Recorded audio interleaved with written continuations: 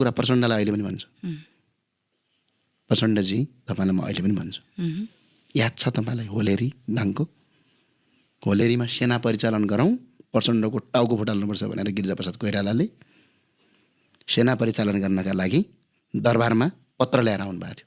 उहाँ प्रधानमन्त्री हुनुहुन्थ्यो त्यतिखेर देशको। राजाले के भन्नुभएको थियो थाहा छ वीरेन्द्र सरकारले?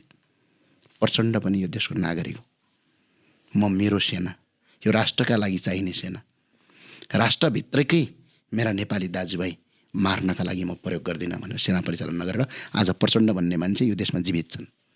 अर्को घटना भनिदिउँ, चुनवाङ बैठक हुँदाखेरि दाङको कोइलावासदेखि रुकुम पुग्दासम्म अजय दलगढ अहिले पनि छन् ती गढका गणापतिहरू 17 ठाउँमा प्रचण्डलाई टार्गेट बनाएर राखेका थिए।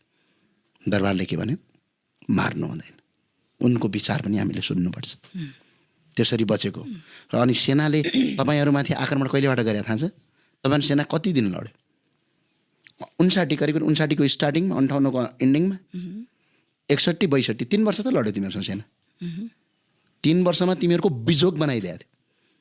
अनि किन लड्यो थाहा छ?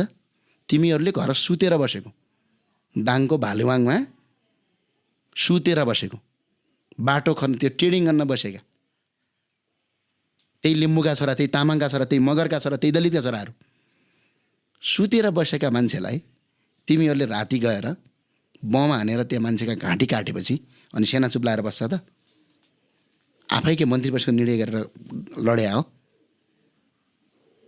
त्यस्तो राजालाई तिमी आरोप लाउने? तिमीहरू त जीवनदान दिया हो। तिमीहरू त इन्डिया बसेर रहेछौ, त इन्डियाका दलाल रहेछौ भन्ने कुरा त अहिले भारतका राजदूत रञ्जित रेले भनिसक्नुभयो त। ल यसको जवाब देऊ भन्छु प्रचण्डजीलाई। इन्डिया लुकेर इन्डिया बसेर मैले भने होइन, कोही रिक्सावालाले भने होइन, यो कोही तपाईँ जस्तो टेलिभिजन कार्यक्रम चलाउने कार्यक्रमको प्रस्तुताले भने होइन। नेपालका लागि 8 वर्ष राजदूत भएको रञ्जित रेले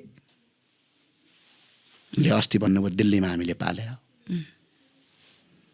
र नेपालको राजा सक्नका लागि भने त अन्य देशमा भइदिए भए यिनलाई राजद्रोहको मुद्दा लगाएर पाता कसेर झुन्ड्याएर मारिदिन्थ्यो अन्य देश।